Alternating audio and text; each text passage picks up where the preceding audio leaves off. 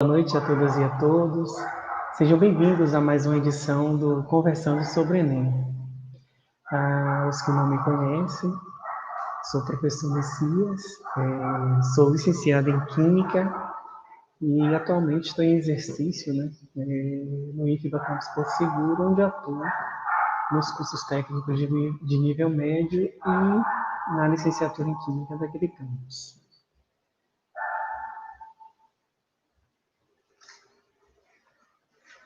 Portanto, hoje veremos alguns exercícios da área de Química, cobrado em edições anteriores do Enem. Então, antes de iniciar, eu gostaria de agradecer à Associação Cultural José Joaquim de Almeida, na pessoa do seu presidente, professor Moura, por essa iniciativa brilhante, de, através do voluntariado, juntar esses professores que têm dado aulas, verdadeiras aulas, sobre o Enem em diversos temas. Queria dizer também que estou aqui representando e dando apoio em nome do Grupo FAS, a Associação para o Fortalecimento das Artes, Cultura e Educação Almeidense, que nós denominamos Grupo FAS, da qual faço parte, que foi parceiro nessa iniciativa, que além de mim contou também com a nossa presidenta, a professora Conceição Almeida, que conversou aqui sobre linguagens e suas tecnologias. Bom, então eu separei, para esse nosso primeiro encontro, 3 questões nas quais eu vou tentar, a gente vai resolver um exercício e a gente vai, eu vou tentar trazer um pouco sobre o tema central da questão e alguns temas também transversais, temas correlatos. Bom, então, para iniciar, eu trago aqui a questão de número 93, que foi do Enem, não coloquei aqui, mas foi do Enem de 2019. E a questão enunciada diz assim: nanopartículas de sílica recobertas com antibióticos foram desenvolvidas com sucesso como material bactericida, pois são eficazes contra bactérias sensíveis e resistentes, ou seja, bactérias que podem ser eliminadas ou aquelas que resistem a alguns antibióticos já conhecidos, sem citotoxicidade significativa à célula de mamíferos. Então, ele está dizendo que as nanopartículas recobertas, elas foram eficazes contra a bactéria, mas preservaram as células do mamífero, no qual elas foram testadas. As nanopartículas livres de antibiótico também foram capazes de matar as bactérias Escherichia coli, sensíveis e resistentes ao antibiótico estudado. Os autores sugerem que a interação entre os grupos hidroxil da superfície das nanopartículas e os lipopolissacarídeos da parede celular da bactéria desestabilizaria sua estrutura. Então, ele traz um esquema, a questão traz um esquema aqui, mostrando plantador de oliva. Então, ele traz um esquema mostrando aqui em cima a nanopartícula, a nanopartícula que tem de sílica recoberta pelo antibiótico. Aí ele traz um recorte que é a parede celular da bactéria. Então, tem uma camada mais interna de peptídeo glicano, tem a dupla camada de fosfolipídios, e ligado aos fosfolipídios a gente tem os lipopolissacarídeos. Então, é uma questão, né, que já traz, que a princípio ela é um pouco difícil, né, mas se a gente prestar atenção no enunciado, no esquema que foi colocado, a gente consegue resolver sem tanta dificuldade. Mas aí, queria chamar a atenção porque ela traz, né, ela é interdisciplinar, então traz aí, né, a questão da biologia interligada com a química, né, então fazendo esse casamento com a bioquímica. E aí eu já chamo a atenção que em bioquímica a gente tem que ir buscar, né, que são os lipopolissacarídeos. Uma molécula aqui que já está junta duas das principais biomoléculas que a gente estuda em bioquímica. Normalmente é aquele conteúdo que a gente estuda lá no finalzinho do terceiro ano, né? A gente, no terceiro ano a gente estuda a química orgânica e no ensino médio a gente estuda a química orgânica e lá no momento desse ano, né, dessa série, a gente vê as principais biomoléculas, né, que são as quatro principais que a gente costuma estudar, né, na bioquímica, são os carboidratos, os lipídios, os ácidos nucleicos, né, e aminoácidos e proteínas. Então, qual é o tema central, né? O tema da química. Então, a gente já viu essa interdisciplinaridade, mas qual o tema central, né, da química? Então, ela vai trazer aqui na pergunta. Ela trazendo assim, o texto enunciado, e aí na pergunta ela faz. A interação entre a superfície da nanopartícula e o lipopolissacarídeo ocorre por uma ligação de, né? Então, cinco opções. De hidrogênio, por uma ligação hidrofóbica, por uma ligação de sulfeto, por uma ligação metálica ou por uma ligação iônica. Então, tema central são ligações químicas, né? A gente já identifica tema como ligações químicas. Então, vamos conversar um pouco, né, sobre ligações químicas.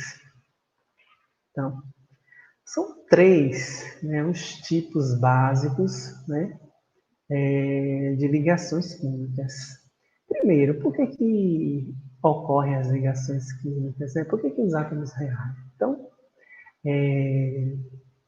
no esquema mais básico, né, a gente admite, né, que os átomos, eles procuram por um estado de estabilidade, né, por um nível energético mais estável, né, do que eles estão separados. Então, eu tenho uma energia, né, a gente vai voltar um pouco aí, né, nessa conversa, a gente vai voltar um pouco sobre isso, mas eu tenho os átomos com um nível de energia, e aí tentando abaixar esse nível de energia, tentando buscar mais estabilidade, esses átomos se ligam, né, formam as ligações. E aí, os três tipos de ligações, né, são os principais três tipos de ligações que ocorrem entre átomos, né? Então, ligações interatômicas. Então, temos a ligação metálica. Então, na ligação metálica, a gente vai ter, né, como o nome diz, a presença, interação, desculpa, a interação entre metais. Então, nessa ligação, os elétrons estão livres, né, entre os metais. Normalmente, ela é definida, denominada como um mar de elétrons. Mas como se dá esse mar de elétrons? Então, ocorre, né, uma liberação parcial dos elétrons mais externos do átomo. Né? Então, eu tenho os orbitais, eu tenho as camadas eletrônicas. Então, aqueles elétrons da camada mais externa do metal não está parcialmente liberado. Quando quando esses elétrons estão parcialmente liberados, então eu vou formar os cátions metálicos. E aí, esse cátion que formam as chamadas células unitárias. Então, como as células unitárias têm uma carga positiva, os elétrons, né, que estão ali parcialmente livres, vão estabilizam essas cargas envolvendo, né, envolvendo a estrutura como se fosse, envolvendo aquela estrutura da ligação como se fosse uma nuvem eletrônica. Então, essa nuvem eletrônica formada pelos elétrons que foram parcialmente liberados vão estabilizar as cargas positivas, né, dos cátions metálicos. Então, basicamente, o que ocorre, né, numa ligação metálica, como aqui como está esquematizado aqui. Então, eu tenho os cátions metálicos e eu tenho os elétrons livres, né, que estão estabilizando essas cargas positivas. E assim ocorrem as ligações metálicas, né? Então, entre metais. Então, outro tipo de ligação abundante, né, outro tipo de ligação que ocorre são as ligações iônicas. E aí, as ligações iônicas, elas são caracterizadas, né, elas ocorrem entre um metal e um ametal. Então, a principal característica dessa ligação é a diferença de eletronegatividade. Então, eu tenho esquematizado aqui que a partir dessa diferença de eletronegatividade, né, que é uma propriedade uma propriedade periódica que a gente estudou, né, a gente estuda logo no primeiro ano, a eletronegatividade é a capacidade que um átomo, quando em ligação, ele possui de atrair os elétrons daquela ligação para próximo do seu núcleo. Então, quanto maior for, né, essa eletronegatividade, maior será essa diferença, né? E aí, por causa dessa diferença, o que é que ocorre? Normalmente as ligações iônicas elas costumam ser representadas não como a gente vê com a fórmula molecular normal, mas sim como um par iônico, né? Um par onde a gente vai ter um lado positivo e um outro negativo, por causa dessa diferença de eletronegatividade. Então, normalmente a gente costuma se referir às ligações iônicas como ganho e perda de elétrons. Então, quem tiver mais, né, esse poder de eletronegatividade, quem tiver esse poder de eletronegatividade maior, vai atrair melhor os elétrons, e quem tem uma eletronegatividade baixa vai perder elétrons. Então, normalmente, os ametais, como é o caso do sódio, né?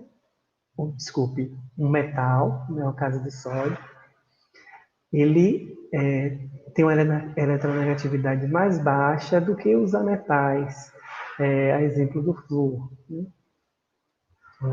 Então, nessa ligação iônica, um metal e um ametal, o flúor com eletronegatividade alta vai. Então, aqui, olha o movimento da seta. Olha o que ela está me indicando. Ela está me indicando que o elétron ele está fazendo esse caminho, saindo do sódio, né, e sendo atraído pelo flúor. Isso, né, basicamente, né, resumindo, uma ligação iônica, né, metal a metal ou um metal com hidrogênio. Também, né, são referidas como ligações iônicas. E aí a terceira e última ligação, né, uma das mais abundantes que ocorre, é a ligação covalente. Então, já aqui, né, se aqui eu tinha um átomo, né, um elemento perdendo elétron e o outro recebendo, aqui ela vai ocorrer não, entre átomos que não apresentam essa diferença acentuada de eletronegatividade. Por exemplo, átomos do mesmo elemento, como o oxigênio. Então, o oxigênio se liga com um átomo de oxigênio, se liga com outro átomo de oxigênio, formando a molécula de O2, o gás oxigênio. Então, como eu tenho o mesmo elemento, né? Eu tenho um átomo do mesmo elemento, eu não tenho essa diferença de eletronegatividade. A eletronegatividade vai ser a mesma. Então, os dois núcleos vão atrair de forma igual, né? Igualmente, os elétrons, né? As elétrons ligantes, os elétrons da camada mais externa. Então, normalmente, essa ligação vai ocorrer entre dois ametais. Então, se eu tenho um metal na ligação, essa ligação vai ser iônica. Né? Se eu tenho dois metais, ela vai ser metálica. Se eu tenho dois ametais, essa ligação vai ser covalente. E aí essa ligação também pode ocorrer entre um ametal e o hidrogênio, né? A exemplo da ligação iônica também. Pode ocorrer entre um metal e o hidrogênio. E aí a gente fala que aqui eu não tenho perda e ganho de elétrons, eu tenho um compartilhamento de elétrons. E de forma que, retomando, uma vez que eu não tenho uma diferença de eletronegatividade entre esses elementos. Normalmente são elementos, principalmente quando são elementos iguais, né? Átomos do mesmo elemento. Aí uma regrinha básica, que tem muitas exceções, que a gente costuma ver, costuma a observar, é a regra do octeto. Então, a busca por estabilidade é tomando por base o nível mais externo, né, a camada mais externa de um gás nobre que possui 8 elétrons. Então, é chamada da regra do octeto. Os gases nobres, eles são os elementos menos reativos, ou aqueles que não reagem, né? Dentre aqueles da tabela periódica que a gente conhece. Né? Então, a gente tem uma família dos gases nobres, né? Que todos eles, né? Têm uma camada de valência estável e por isso eles não reagem. Então, as reações são determinadas a busca por estabilidade a partir, né, da formação do octeto na camada mais externa. Por exemplo, eu tenho aqui o oxigênio, né? O átomo de oxigênio ele tem 6 elétrons na sua camada de valência, né, na sua camada mais externa. E aí, quando ele faz duas ligações covalentes com um outro átomo de oxigênio, eu completo esse meu octeto, né? Então, eu adquiro essa estabilidade. Então, eu tenho 2, 4, 6, 8. Então, a molécula de O2 apresenta duas ligações, né, entre dois átomos de oxigênio, de modo a compartilhar dois pares de elétrons para que assim cada um dos átomos adquira essa estabilidade, né? Esse número de ouro, né, que a gente toma por base que de 8 elétrons na última camada. Mas tem algumas ressalvas que a gente não vai discutir aqui agora. Né? Bom, a partir daqui eu tenho as ligações entre átomos, só que aí eu não consegui ainda eu preciso de alguns elementos ainda para tentar responder essa questão. Então, a gente viu aqui, né?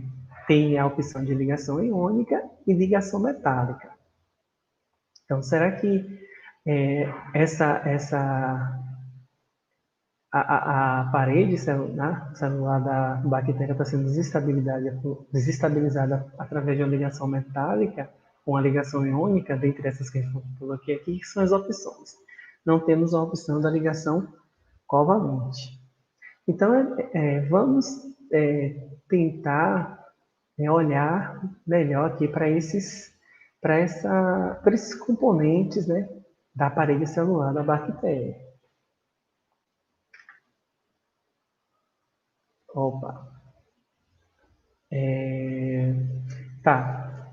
Mas além de ligações entre átomos, né, antes da gente olhar aqui mais a fundo para a parede celular da bactéria, além das ligações interatômicas, nós temos algumas interações intermoleculares, né? Então, eu já tenho os átomos já reagiram e formaram moléculas. Então, aí vão ocorrer algumas interações entre essas moléculas que podem estabilizar, né, o composto e vai conferir um grau elevado, né, vai interferir de forma muito grande na propriedade dessas moléculas. Então, eu tenho quatro principais, três tipos, na verdade, né, de interações. Eu tenho as interações de polo, eu tenho ninho de polo, eu tenho as interações de polo, né? E dentro dessa interação de polo, eu tenho a ligação de hidrogênio. E eu tenho a interação de polo induzido e de polo induzido, né? Pode ser também de polo instantâneos. E são denominadas como forças de London. Então, aqui, só corrigindo, então, aqui, ligação de hidrogênio e de polo são o mesmo tipo, né? Uma ligação de hidrogênio é uma interação de polo também, mas ela é uma ligação de polo, por isso ela está em vermelho, porque ela é especial. E a gente vai ver aqui também. E eu tenho a dipolo induzido, que são forças, né? São denominadas como forças de Van der Waals, né? Chamadas as dispersões de ondas, as dipolo instantâneo, dipolo induzido. Então, a íon dipolo acontece quando eu tenho um íon e uma molécula polar.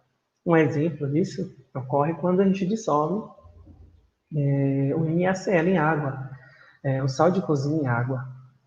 Então, eu tenho a formação dos íons Na+ e Cl-, né, que vão ser solvatados pelas moléculas de água, e a molécula de água, como ela é uma molécula polar, né, eu tenho um polo positivo sobre os hidrogênios e um polo negativo, né, influenciado, né, pela eletronegatividade e também pela presença de dois pares de elétrons não ligados no oxigênio, né, da água. Então, elas vão orientar esses polos para cada um desses íons, né, de modo a fazer um balanço dessas cargas. Então, você tem uma interação de polo. A ligação de hidrogênio, que é uma ligação de polo com polo, né, uma interação de polo, elas vão ocorrer quando eu tenho compostos, né, moléculas, onde o hidrogênio vai estar ligado diretamente ao flúor, ao oxigênio ou ao nitrogênio.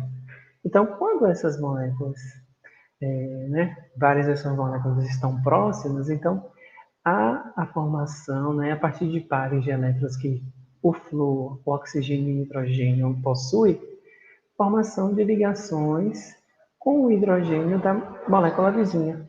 Então, antigamente se chama pontes de hidrogênio, né? Hoje em dia, pela característica, né, pela intensidade dessa ligação, né, como tem mostrado aqui, ela é a segunda mais intensa depois do íon dipolo. Então, a ligação de hidrogênio é bastante intensa. Então, por essa ligação, por essa intensidade, você chamou a denominá-la como ligação de hidrogênio. Então, Eu já coloquei aqui um X entre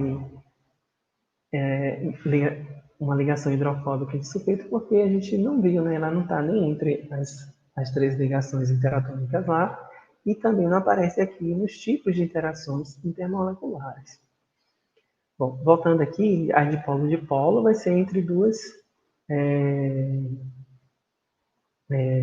moléculas polares, né? Então, geralmente, e aí excluindo, né? Quando não temos essa aqui, a hidrogênio ligada a oxigênio e nitrogênio, porque a gente já estudou aqui em ligações de hidrogênio.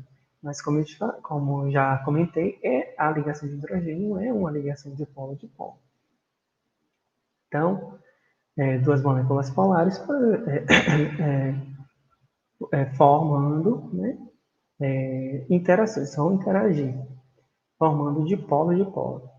Então, quando temos, né, essa separação de carga, né, na molécula, né, um polo positivo e um polo negativo, né, então forma esse dipolo, que é o dipolo permanente, né, quando essa diferença de eletronegatividade, né, pode ser pronunciada, porque vai ocorrer ligações covalentes, né, entre átomos também que a diferença de eletronegatividade não é tão alta, mas existe.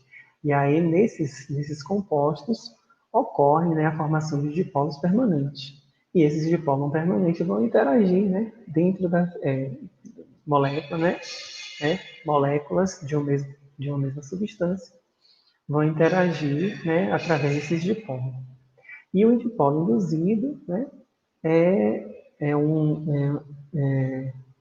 ocorre, né, entre moléculas apolares. Essas moléculas, elas geralmente não têm, né, uma diferença de eletronegatividade, mas a atração eletrostática e a repulsão, né, eletrostática que existe, né, nas moléculas, que é inerente nas moléculas, e o choque, né, entre essas moléculas vão, em algum momento, né, em um determinado momento, por isso de polo instantâneo, formar rapidamente alguma separação de carga, em uma pequena extensão, mas ocorrerá, né, uma separação de carga. E aí, por isso, né, que através desse choque, por isso que o dipolo é induzido, e aí nesse momento se forma, né, um dipolo e uma molécula próxima da outra e da outra, formando essas interações, né, que são chamadas de forças de Van der Waals. Então, voltando aqui para a questão, a gente não viu, né, a gente pode eliminar questão B, questão C, ligações hidrofóbicas, não tem, a gente pode ter, né, em algumas moléculas, interações hidrofóbicas, sim.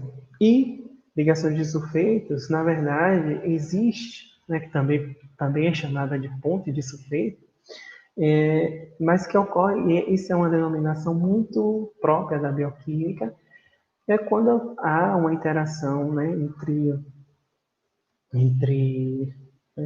o aminoácido cisteína, né, presente em algumas proteínas, formando, né, essas ligações entre a porção, entre enxofres, né, da cisteína. Então, essa ligação de sulfeto é muito própria da bioquímica. A gente pode eliminar. Bom, a ligação aí, agora a gente precisa ver bem, porque a gente já viu os tipos de ligações, os tipos de interações intermoleculares. É bom a gente dar uma olhada agora, né, na estrutura desses componentes, né, da parede celular. Né? Sobretudo, né, os lipopolissacarídeos, que a gente está observando aqui, está interagindo, né, diretamente com as nanopartículas recobertas. Então, uma coisa que a gente tem que observar, né? Os autores, essa parte aqui em que ele fala que os autores sugerem que a interação entre os grupos hidroxil da superfície das nanopartículas e os lipopolissacarídeos da parede celular da bactéria desestabilizam sua estrutura. Então, há uma... a gente tem que chamar, pode chamar atenção aqui para esse grupo hidroxil, que é um grupo hidroxil. É justamente que eu mostro aqui, ó, a hidroxila, o oxigênio ligado ao hidrogênio. E aí a gente volta aqui, né? Então, ligação de hidrogênio vão ocorrer, né, entre quando eu tenho moléculas em que o hidrogênio está ligado diretamente ao oxigênio e ao nitrogênio. Então, essa hidroxila que ele comenta aqui já é parte da resposta da nossa questão. Então, o grupo hidroxila, ele fala que o grupo hidroxila das superfícies de nanopartículas, das paredes celulares da bactéria, estabiliza a sua estrutura. Então, o que são os lipopolissacarídeos? Então, sacarídeos, né, vem são os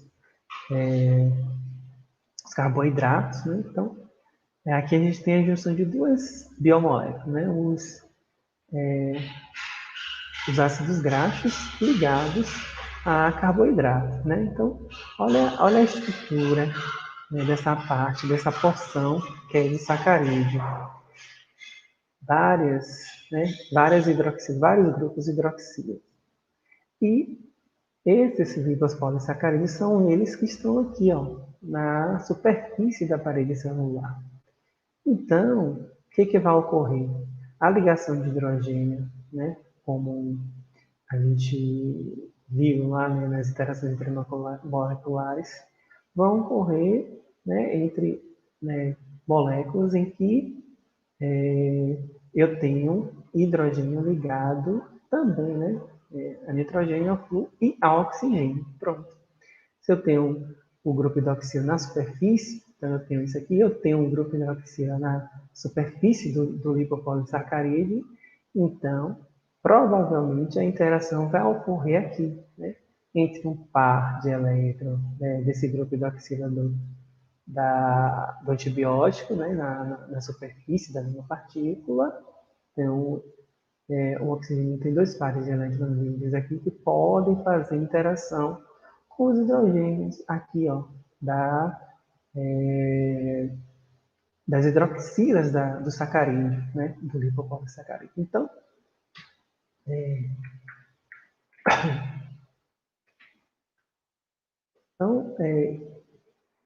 a resposta para essa questão 93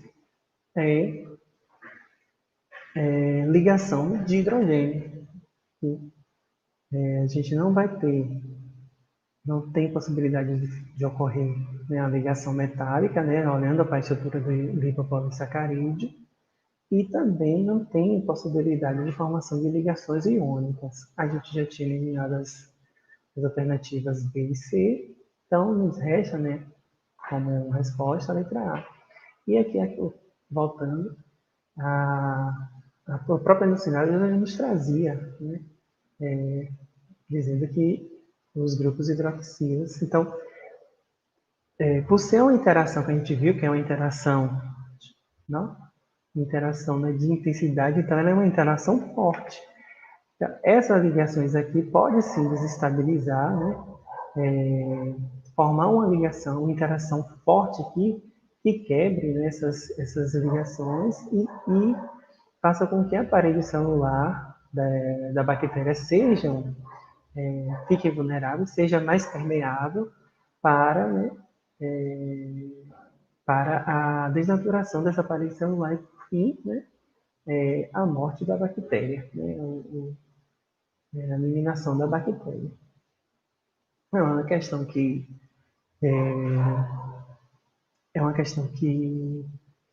aparentemente é difícil, mas se a gente for olhar, né, no próprio enunciado, ele já nos dá a resposta, né? Só se a gente lembrar, né, associar que o grupo hidroxil, né, o oxigênio ligado ao hidrogênio ligado ao oxigênio, ele pode fazer, e a gente lembrar, né, que os sacarídeos, né, são açúcares, né, são os carboidratos que são moléculas altamente hidroxiladas, a gente já de cara a gente já consegue dizer que são ligações de hidrogênio que vão desestabilizar a parede celular da bactéria.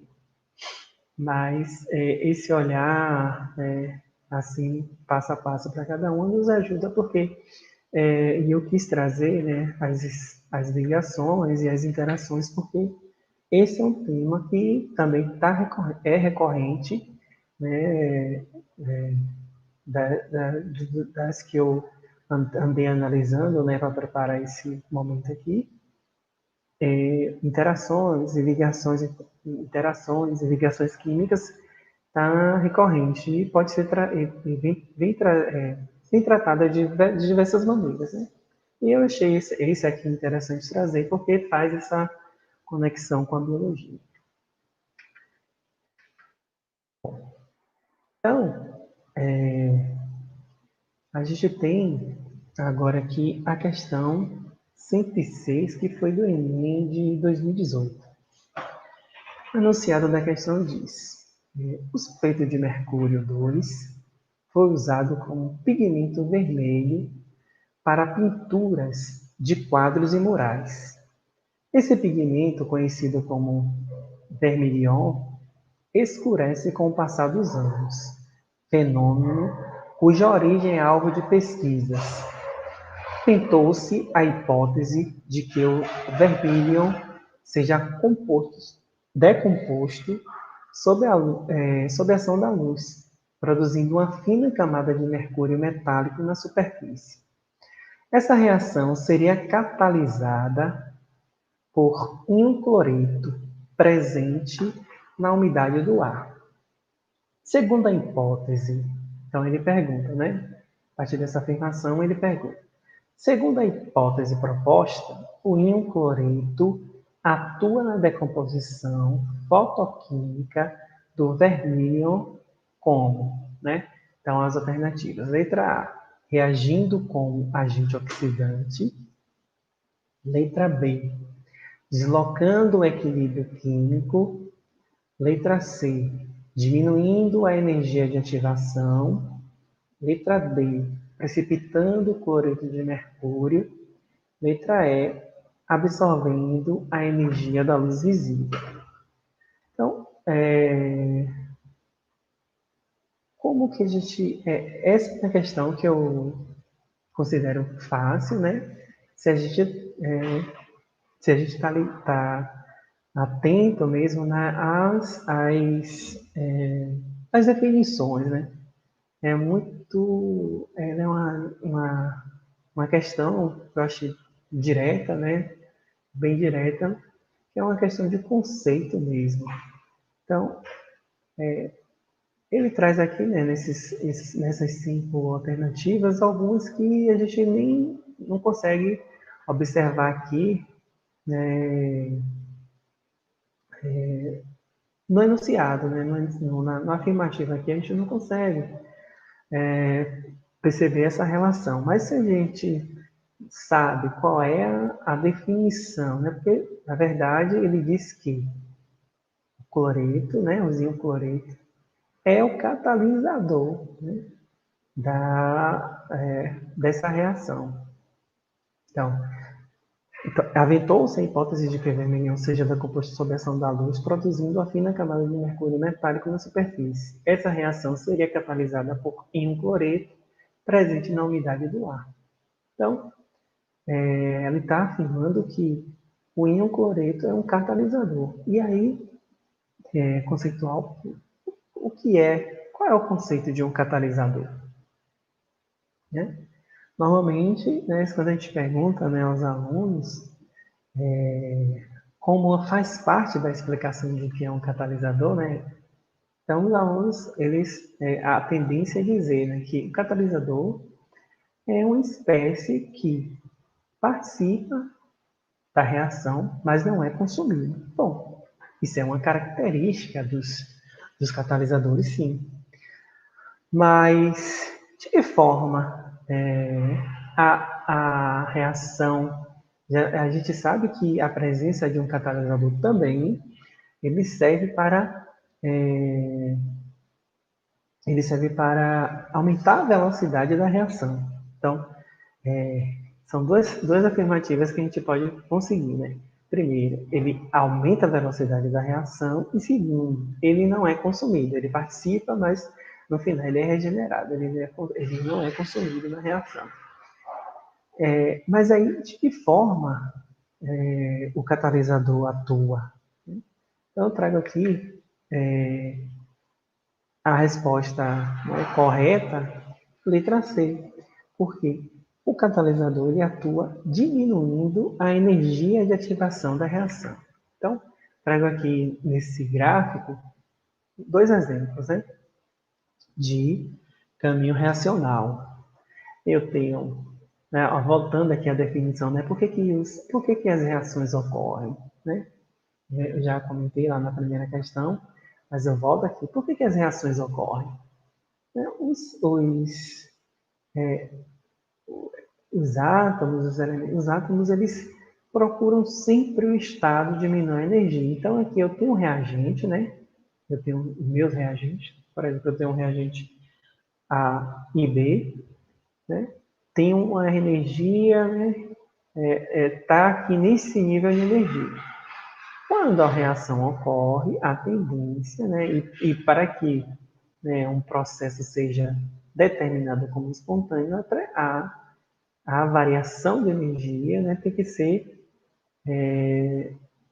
ter um valor em que o módulo é negativo, na verdade. Então, eu tenho uma energia alta, né, nos meus reagentes e uma energia muito mais baixa nos meus produtos.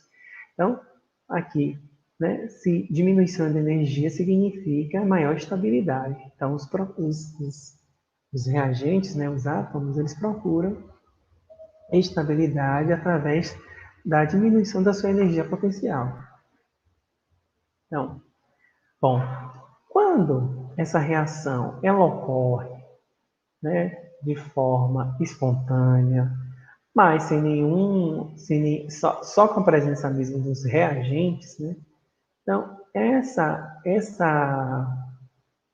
energia, né? Esse caminho reacional aqui, que significa, aqui nesse momento, a gente tem a quebra e a formação das ligações. Então, para que haja quebra de ligação, eu tenho que fornecer energia. Então, eu tenho um reagente aqui, ó. Eu tenho um reagente que está nesse nível de energia. Olha aqui, o nível de energia dele subiu. Os reagentes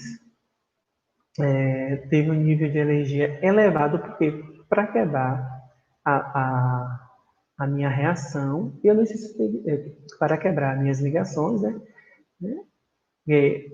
As reações ocorrem assim com quebra e formação, com quebra e formação de novas ligações. Para quebrar as ligações antigas, eu tenho que fornecer energia. À medida que novas ligações são formadas, uma quantidade de energia, que aí tem que ser uma energia muito maior, uma quantidade muito maior de energia deve ser liberada para um processo espontâneo. Né? Então, em vermelho, aqui eu tenho a minha reação sem a presença de catalisador. Então, olha só que o nível de energia foi muito mais alto. Bom, em verde, eu tenho o meu gráfico com a reação catalisada.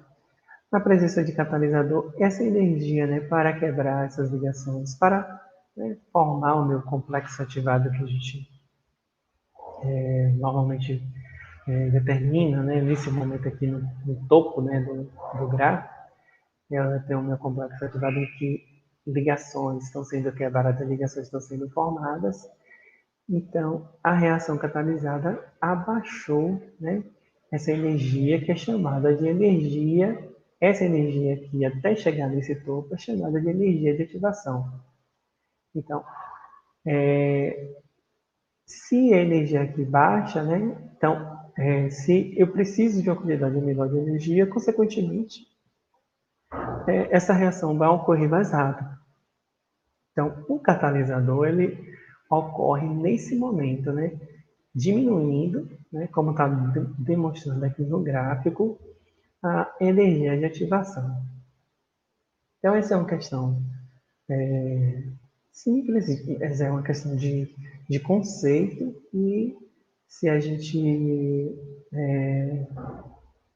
tiver isso, né, bem fundamentado, a gente vai lembrar na hora, né, que, bom, ele aumenta a velocidade da reação e ele diminui, porque ele diminui a energia de ativação, como é demonstrado aqui no gráfico.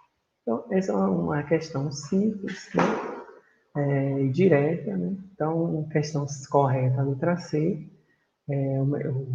o íon cloreto, ele atua como catalisador porque ele diminui a energia de ativação para que essa reação, né, de oxidação do vermelho ocorra. Acontece mais rápido na presença da umidade do ar, né, que contém os íons cloreto, e aí esses íons catalisam essa reação, né, diminuindo a energia de ativação. Bom, agora eu trago aqui uma questão que é do Enem 2019 também. Então, o enunciado diz: o 2-BHA é um fenol usado como antioxidante para retardar a rancificação em alimentos e cosméticos que contêm ácidos graxos insaturados. Esse composto caracteriza-se por apresentar uma cadeia carbônica aromática mononuclear, apresentando o grupo substituinte tercibutil na posição orto e o grupo metóxi na posição para. A fórmula estrutural do fenol descrita é. Então, a gente tem aqui 5 opções. É uma questão, né? A gente estuda, né, logo no início lá do terceiro ano, nomenclatura, né, de compostos orgânicos. Então, é uma questão, basicamente, de nomenclatura. Mas eu queria trazer também aqui alguns outros elementos que podem surgir em outras questões que não sejam de nomenclatura. Né? Mas no enunciado ele já está, né? Que o BHA ele é composto por uma cadeia carbônica aromática, né? Mononuclear. Então, ou seja, eu tenho só um ciclo, né? Eu tenho só um ciclo aromático. E eu tenho um substituinte tercibutil na posição orto. Aí a gente tem que ver, identificar primeiro como é caracterizado um substituinte tercibutil e e quais são essas posições nessa cadeia carbônica aromática, né? Porque numa posição orto, que a gente vai denominar como orto, tem um grupo tercibutil e um grupo metox na posição para. Quem são essas posições? Então, primeiro, né, quem é um fenol? Né? Os fenóis, né, apesar de uma hidroxila, né, são semelhantes aos álcoois, essa presença aí dessa hidroxila no grupo um benzeno, ligado a um benzeno, né, que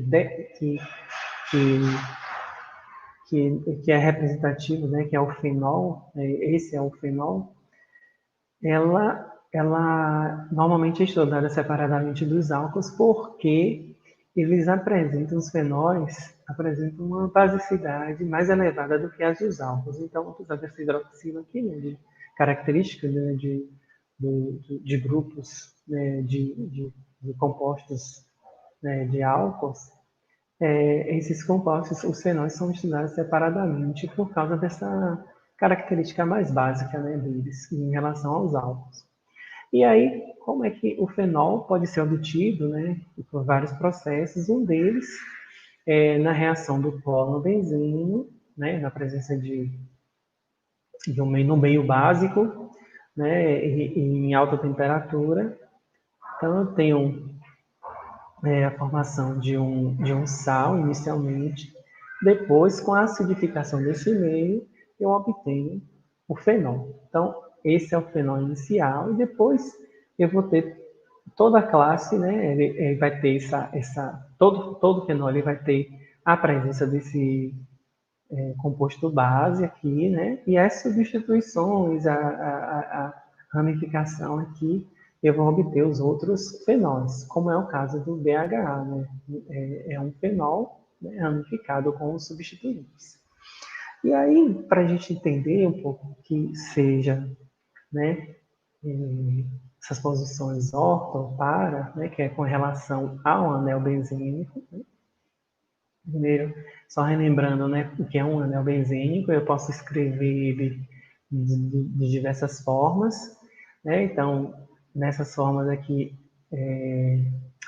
omitindo as ligações de hidrogênio, então eu posso optar as 3 ligações do anel nessa posição ou nessa, e a gente também tem a possibilidade, e essa é a representação que melhor se assemelha, né, à realidade. Por quê? Esses elétrons, eu posso escrever dessa forma, porque esses elétrons eles estão deslocados. Então, eles estão em movimento, né? Os elétrons π, né, dessa ligação dupla, os elétrons π, eles estão em movimento. Então, ora eles vão estar aqui, ligando aqui, e ora eles vão estar aqui nessa posição, né? Como mostrando aqui. Então, por eu não poder, né, por a gente não ter essa capacidade de determinar que em momento ele vai estar em uma posição que não está em outra, então melhor, né, representado com um círculo para dizer que os elétrons estão se movimentando. Então, o anel benzênico ele tem 6 carbonos, né? Só para refrescar a memória, carbono ele tem a capacidade de fazer até 4 ligações, então cada um deles aqui está representando como a gente está vendo aqui, né? Então, eu tenho nesse carbono, então cada vértice, né, desse hexágono é um carbono, e aí e cada linha é uma ligação. Então, eu tenho esse carbono fazendo 1, 2, 3 ligações. Só que eu omiti aqui, ó, a 4ª ligação, que é com hidrogênio. Então, temos 6 hidrogênios aqui, ó, em cada carbono fazendo uma ligação com hidrogênio. Então, esse é o composto, né, que dá origem ao fenol, ao benzeno. Né? Quando eu substituo um desses hidrogênios, né, qualquer um desses hidrogênios por um hidroxila, eu tenho o fenol. E essas reações ocorrem da seguinte forma, a reação de substituição, as reações do benzeno. E aí, quero que preste atenção aqui, porque podem ocorrer em outras questões, né, reações de compostos aromáticos. E a principal reação de compostos aromáticos a gente toma o benzeno como padrão, é a reação de substituição eletrofílica aromática. Vocês vão perceber que esse sistema aqui de elétrons localizados, a gente chama, né, essa circulação de elétrons, a gente chama de ressonância. Né? Como a gente viu aqui, a deslocalização desses pares de elétrons, mudando entre essas ligações, é chamado de ressonância. Então, esse sistema de ressonância é um sistema que confere muita estabilidade para esse composto, para o benzeno. Então, ele tem uma dificuldade, ele reage, né, porque ele tem rico, ele tem uma densidade eletrônica alta aqui, né, em torno desse anel. Ele vai reagir com espécies, né,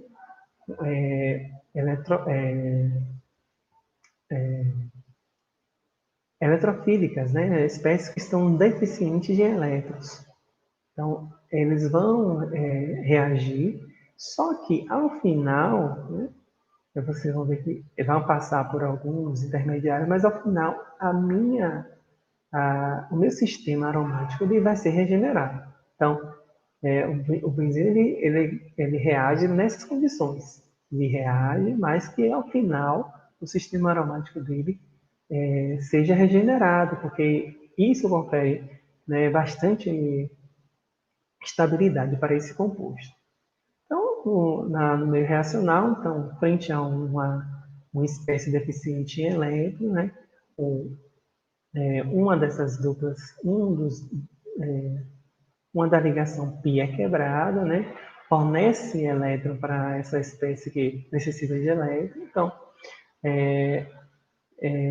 um dos carbonos vai ficar com o eletrófilo e o outro com a deficiência, né, do elétron, porque o par de elétron foi usado para fazer a nova ligação.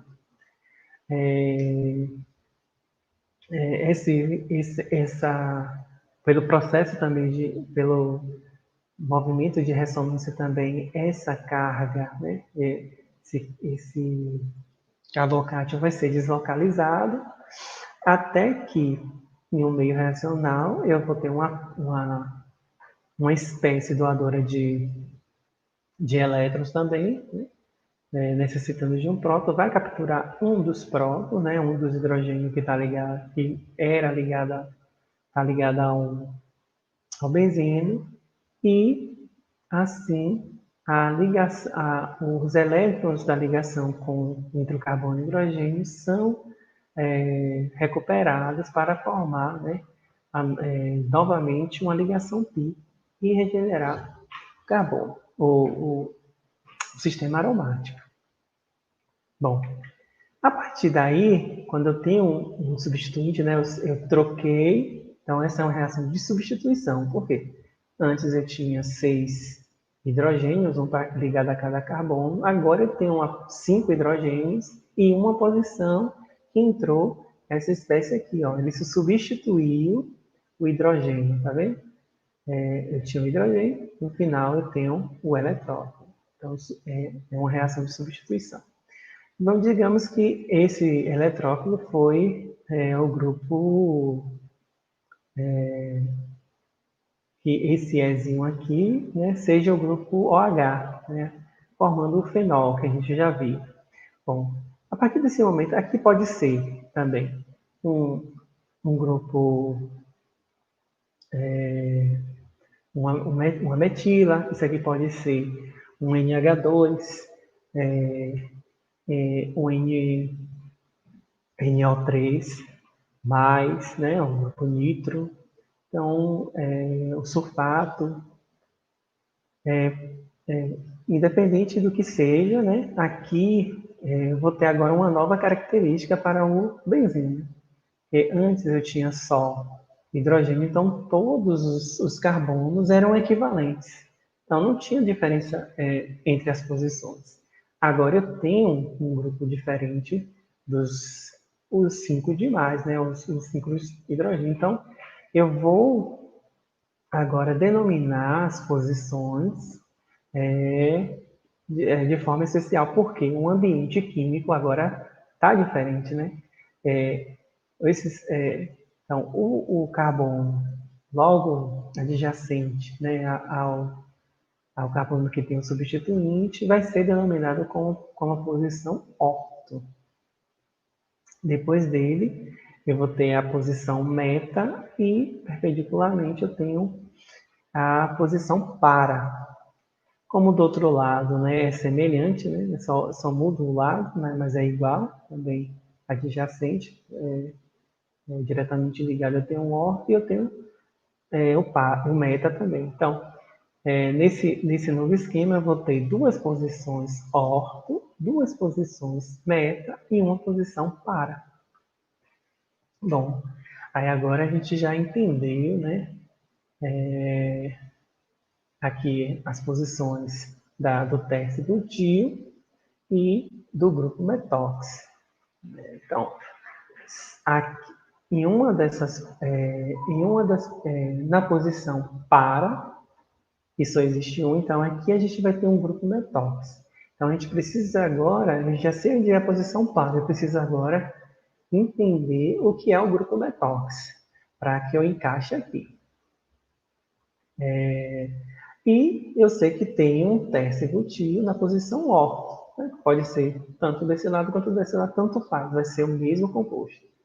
Eu posso inserir esse tércio butil em qualquer um dos lados, né? Porque os dois, né, são equivalentes, posição orto. E agora, eu também sei qual é a posição do tércio butil, agora eu preciso saber qual é essa esse substituinte, né? Qual é a estrutura desse substituinte tércio butil? Olhando aqui já as estruturas, a gente percebe que essa letra D aqui já não vai satisfazer, né? Porque eu tenho um anel que perdeu a aromaticidade, perdeu essa possibilidade de ressonância, de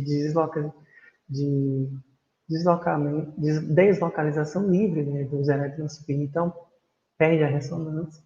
Aqui já não é mais, né, um núcleo, né, um núcleo aromático. Então, essa letra D aqui, a gente já pode eliminar. Bom, só para a gente, vocês também se vão se deparar, pode ser que se deparem de alguma questão, a reatividade, né, do anel aromático depois que ele tem um substituinte. Eu falei para vocês que, né, tem o NO2, a metila, aqui eu tenho um OCH3, e aí, dependendo desse grupo aqui, né, que ligou esse primeiro substituinte, a reatividade do composto formado vai mudar. Se eu tenho, né, como nesse exemplo aqui, eu tenho um carbono, né, o oxigênio ligado diretamente a um anel, e ligado ao oxigênio eu tenho um carbono. Aí a gente tem que buscar lá, né, a eletronegatividade. Nos compostos, normalmente nos compostos, né, nos compostos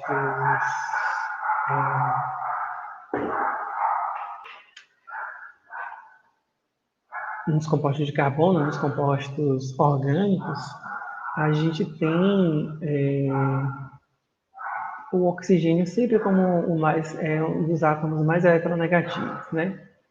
Em poucos a gente vai ver o flúor, mas normalmente, né, na maioria dos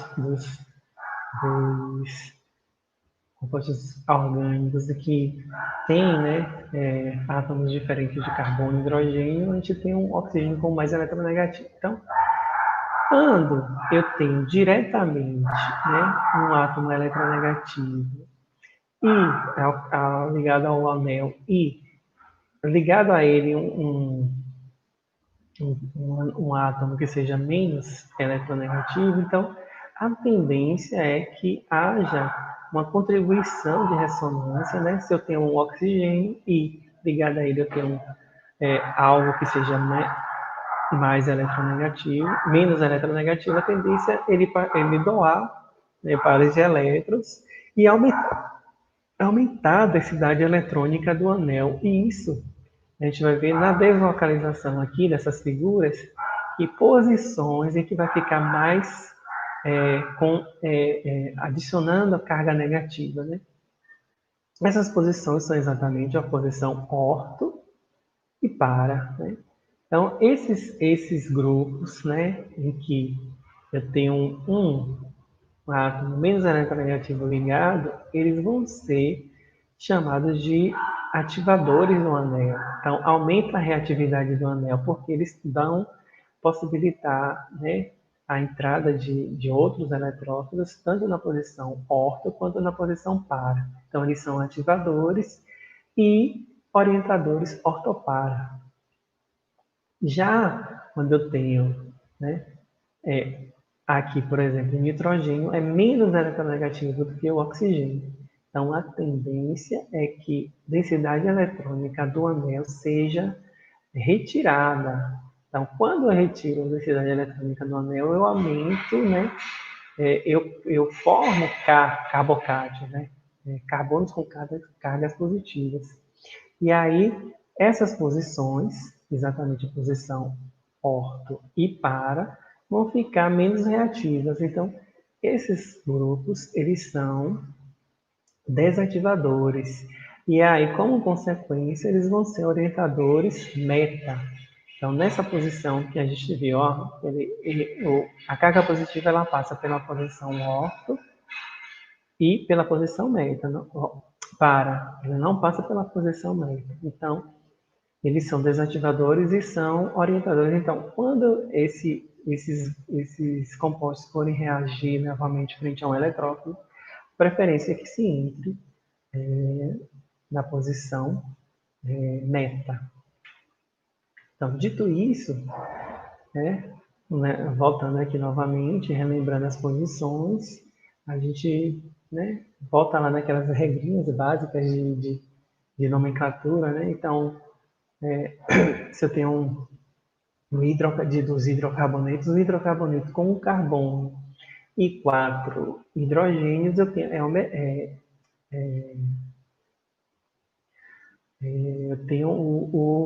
um grupo carbono e com 4 oxigênios eu tenho o composto, não um grupo, eu tenho um composto metano, gás metano. Quando o gás metano, né, perde um hidrogênio e ele vai ser uma ramificação em um outro composto, né? Para isso ele tem que perder um carbono, então eu fico um hidrogênio, eu tenho o carbono ligado a 3 hidrogênios, então ele passa a ser chamado de grupo metil. Se esse carbono está além do ligado aos 3 hidrogênios e ligado a um oxigênio, o oxigênio for ligar a uma outra molécula principal, a uma cadeia principal, sendo uma ramificação, e tem um grupo metóx. Então, aqui a gente já determina quem é o grupo metóx. Né?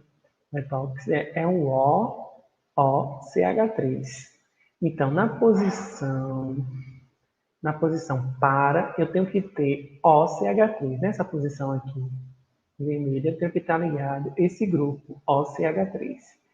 Aí, se a gente for olhar, né, o que, é que a gente pode eliminar? Letra C está ligado na posição para, mas eu tenho C, né, ligado diretamente, aí já está errado, quem deveria estar ligado é o O, e aí um O ligado ao oxigênio. Então, essa questão aqui, C, a gente já pode eliminar. Então, C e D, né, já eliminamos.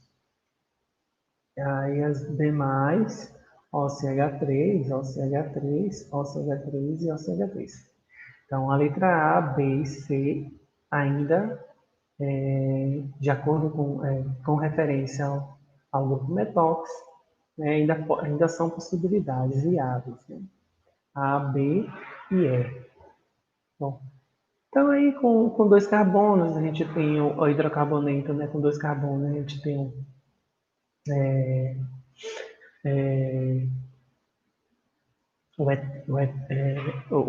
com dois carbonos e 5, né, o grupo, né, a ramificação com dois carbonos e 5 hidrogênios, nós temos o grupo etil.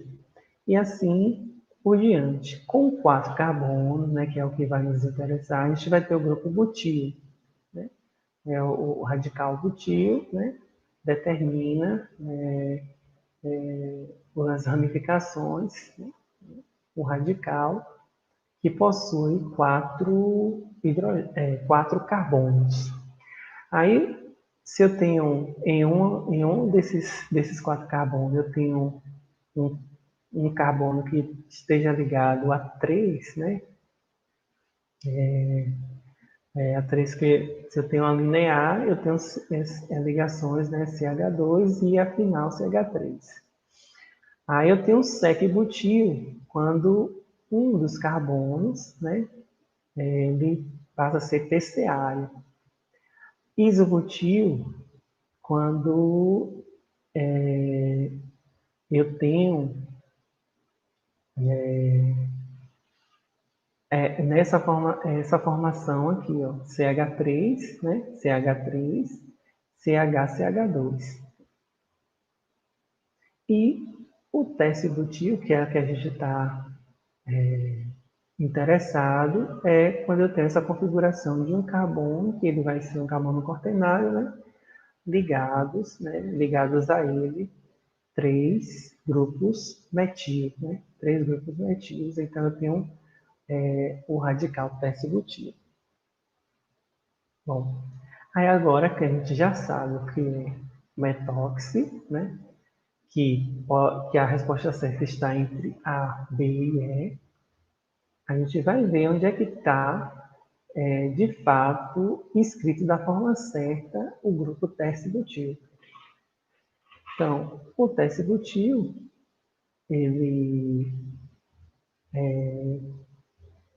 é dessa forma aqui, C ligado no carbono, ligado a três grupos CH3. Então, aqui, ó, eu tenho dois grupos CH3 apenas, então letra A, apesar de estar aqui ligado na posição orto, como ele determina, né, o teste butil, mas esse grupo aqui não representa o radical teste butil. Na letra B, né, o grupo metóxico está na posição certa, porém, e o grupo metil, o grupo teste butil é C ligado a três grupos CH3, correto. Porém, ele está ligado na posição meta. E no enunciado diz que o teste butil está na posição O. Então, resta, né, para a gente a letra E, em que eu tenho na posição orto, o grupo teste butil, C, carbono ligado a três grupos CH3, que é isso que está me dizendo aqui, esse parênteses, então eu tenho três vezes esse grupo que está entre parênteses ligado a esse carbono. E aí, quando a gente abrir, né, tirar do parênteses, a gente vai ver que vai ficar igual aqui, como está mostrado aqui, da forma B. E o grupo metóx na posição E. Então, pessoal, por hoje era isso que eu queria trazer para vocês. Então, quis trazer um pouco além do que estava nas questões, porque aí a gente já consegue fazer relações e expandir um pouco mais do que tá ali, né? Era uma questão só de nomenclatura, que essa tabelinha aqui resolveria, né? Só que as posições ortogonal e para, a gente teria que já saber, já está bem fundamentado, né, nessa parte de reações de aromático, né? Porque essas, como eu falei, essas posições só são denominadas a partir do momento que o benzeno, né, o anel benzeno, o benzeno reage e tem a substituição de um dos hidrogênios, de um dos três hidrogênios. Então, aí a gente consegue denominar, dar nome a essas posições. Antes, né, quando tem hidrogênio, todas as posições são iguais, então não tem nome específico. Então, basicamente, para essa questão, a gente precisaria saber, né, esse esquema de nomenclatura das posições do benzeno e, né, a formação dos radicais, né, dos principais, dos básicos, dos radicais básicos, né, metil, etil, propil, butil, isobutil, né, para a resolução dessa questão. Mas eu quis trazer um pouco também sobre a reatividade do, do benzeno, né, porque é tema, né, de outras questões também. Então, eu espero que hoje, né, até desculpe ter me alongado, espero que tenha ajudado vocês de alguma forma. E eu deixo aqui para vocês o meu contato, né, de e-mail. E caso alguém tenha dúvida, a gente pode enviar para mim, né, as dúvidas, que, à medida do possível, eu respondo tentando dirimir essas dúvidas. Desejo a vocês sucesso, né, nesse exame. Uma dica que eu deixo é assim, a gente estudar, né, se preparar, mas também ter calma. A ansiedade nos atrapalha muito. O Enem, pelo que eu percebi, né, voltando agora, ele perdeu um pouco a característica de como ele era, né? Ele era muito mais argumentativo, né, interpretativo. Agora eu estou vendo muitas questões diretas mesmo, conceituais, mas assim, ainda assim tem muito texto, pode ser uma prova extensa, pode ser cansativa. Então, manter a calma é um dos principais requisitos para o sucesso, né, nessa prova. E obrigado a todos pela atenção. E a gente volta aqui com o segundo e último encontro em uma nova oportunidade. Boa noite.